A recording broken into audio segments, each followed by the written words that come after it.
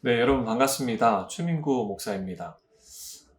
우리나라에 대한 그 발전에 대한 이야기를 조금 오늘 해볼까 하는데요.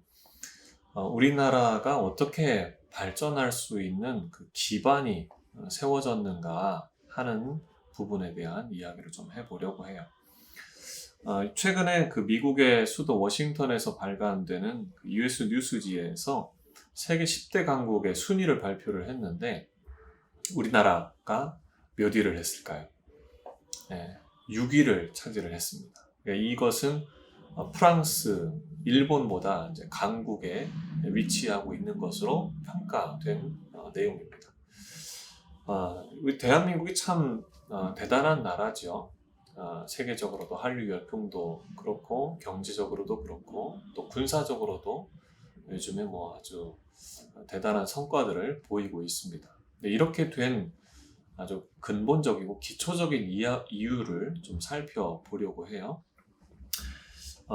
그 두 가지 근본적인 까닭은 두 가지로 말할 수 있는데 첫 번째는 구한말에 그 당시에 우리는 한자 숭배 사상이 있었어요. 그래서 한글은 세종대왕이 창제를 했지만 거의 쓰지 않았고 한자만 문자를 쓰는 사람들이 다 이제 양반 이상 계층의 사람들이 썼기 때문에 주로 한자만 다 사용을 했습니다. 그랬던 때에 한글로 된 성경이 번역되어서 보급되었다는 게 굉장히 큰 중요한 사건이었습니다. 두 번째는 서양의 선교사들이 청지기 사상을 한국에 들어와서 그 당시 구한말 조선에 들어와서 가르쳤다고 하는 점이에요. 이 대한민국이 구한말에 조선에 들어온 서양 선교사들이 조선어 성경 번역을 이제 하면서 이 일이 어떤 이제 파급 효과를 일으켰냐면 평민들 이하로 천민들에게 이르기까지 한글을 깨우칠 수 있는 그런 이제 토대가 됩니다. 그래서 일반인들이 지식 수준이 점점점 올라갈 수 있는 그런 기회를 얻게 됐던 것이죠. 그리고 이제 선교사들이 이제 청교도 정신에 뿌리를 둔 이제 교회를 세우고 학교를 설립을 해서 당시에 우매한 조선인들에게 청지기 사상을 가르치면서 세 가지 물질관, 재물관, 그 다음에 직업관, 그리고 생활관에 있어서 일대 혁명적인 변화를 일으켰습니다. 이 두 가지 정신적 토대가 이제 세워지면서 이제 우리나라는 조선은 멸망했고, 그리고 이제 대한민국이라고 하는 이승만 초대 대통령을 중심으로 하는 대한민국이라고 하는 나라가 이제 출발이 되는 그런 과도기에 이런 일이 있었다고 하는 겁니다. 자, 두 가지 이야기를 조금 더 자세하게 해보면 이 조선말로 성경이 번역된 이 일이 대한민국 발전에 이제 어떤 영향을 미쳤는가 하는 거예요. 네덜란드의 유명한 과학사가가 있습니다. 호이카스라는 사람인데 이 사람이 자신의 저서, 그러니까 한국에도 번역이 된 책이 근대 과학의 출현과 종교라는 책인데 이 현대 과학의 발전은 종교 개혁 때문에 일어났다 이렇게 결론을 냈어요. 다시 말해서 근대 과학 위에 세워진 근대 문명은 종교 개혁의 산물이라는 거예요. 근데 이 16세기의 종교 개혁 당시에 이 분위기가 꼭 구한말의 우리 조선의 상황과 비슷한 점이 있었습니다. 종교 개혁 이전과 종교 개혁 이후가 이제 인간의 지식의 그 수준이 폭발적인 성장을 이루게 돼요. 그 이전엔 그렇지 않다가 갑자기 그렇게 되게 됩니다. 종교개혁 이전에는 카톨릭이 대세였죠. 그때는 성경이 라틴어로만 기록이 되었고 사제들만 읽을 수 있었고 일반인들은 아무도 성경을 읽을 수 없었습니다. 그게 읽으면 이제 죄 짓는 것처럼 그렇게 되어버렸어요. 그래서 이제 이후에 스위스의 칼뱅이나 독일의 루터로 대표되는 그런 종교 개혁가들이 성경을 번역하면서 독일어, 그리고 불어, 나중에는 영어 이렇게 성경이 번역이 된 거죠. 일반인들이 읽을 수 있도록 된 거예요. 그러면서 그 글을 읽는 수준이 성경을 읽으면서 향상되면서 괴테라든지 셰익스피어라든지 밀턴이라든지 이런 인물들의 이 문학 작품들이 막 쏟아져 나오기 시작을 했어요. 그러니까 문해력이 이제 성장을 하게 된 것이죠. 우리 조선도 마찬가지였습니다. 양반 계층의 전유물이었던 한자 체제에 묶여 있었던 사회였는데 종교개혁 이후에 폭발적으로 늘어났던 것처럼 이 성경 번역이 우리나라에도 되면서 평민들이 문맹을 퇴치하고 한글을 읽게 되면서 문해력 수준이 확 올라가게 돼요. 그러면서 16세기 종교개혁의 그 이후에 일어났던 그 폭발적 지식 수준이 신장됐던 것처럼 이 조선에도 그러한 일이 동일하게 벌어집니다.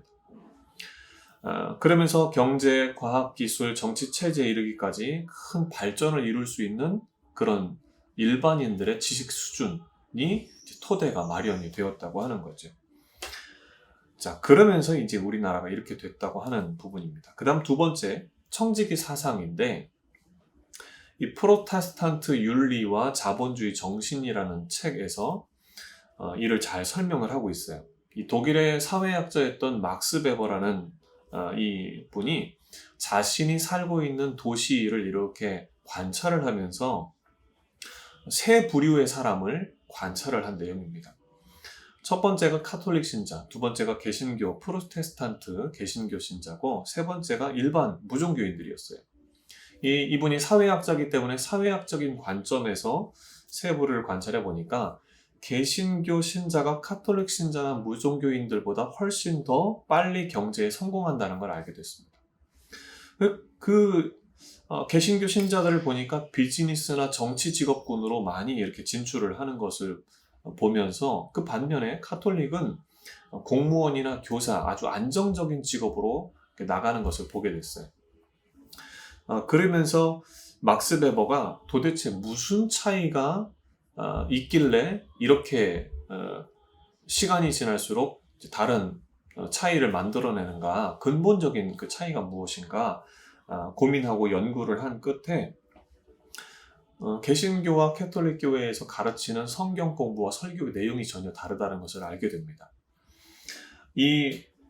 이것을 이제 바로 프로테스탄트 윤리라고 이제 명명을 했는데 이 베버는 프로테스탄트 윤리의 성공적인 사례로서 한 사람을 소개를 하기를 이런 사람을 이제 소개를 합니다.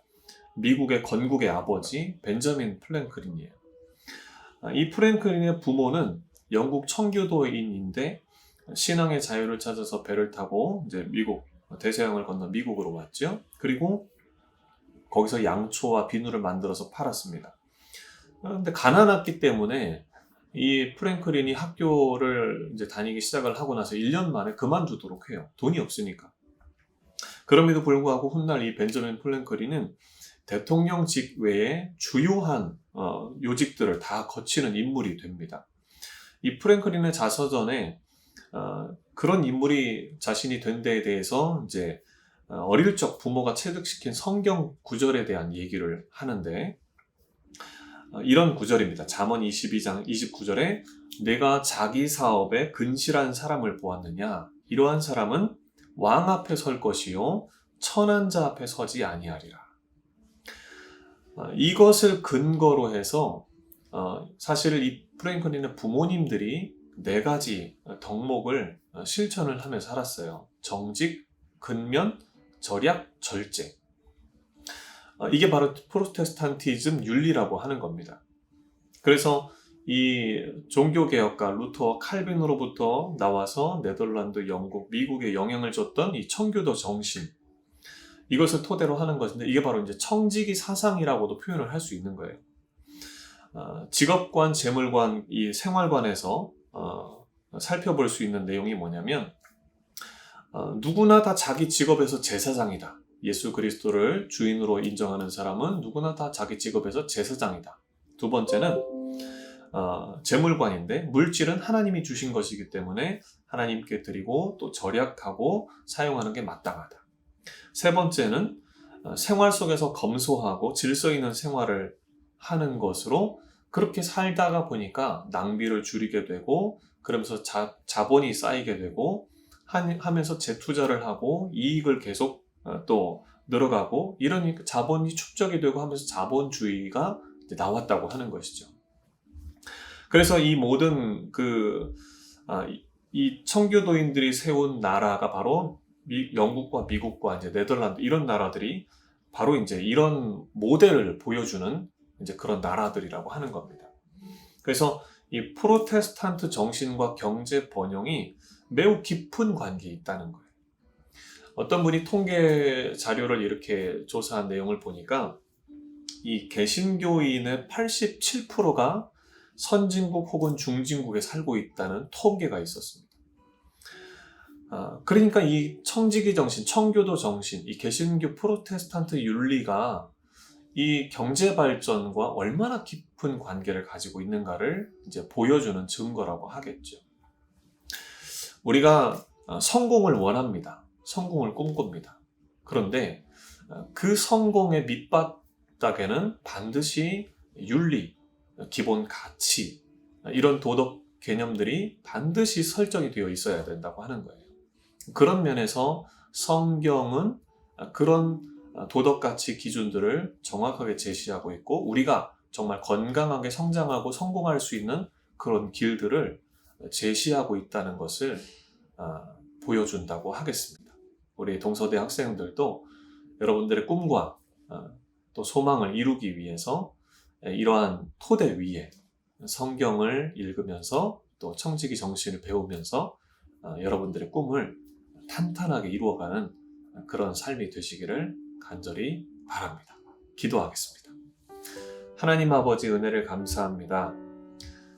우리에게 성경을 주시고 또 성경의 가치관, 이 청지기 정신을 우리에게 가르쳐 주신 선교사들의 그 수고를 통해서 이 대한민국이 발전할 수 있게 되었음을 생각해 보았습니다.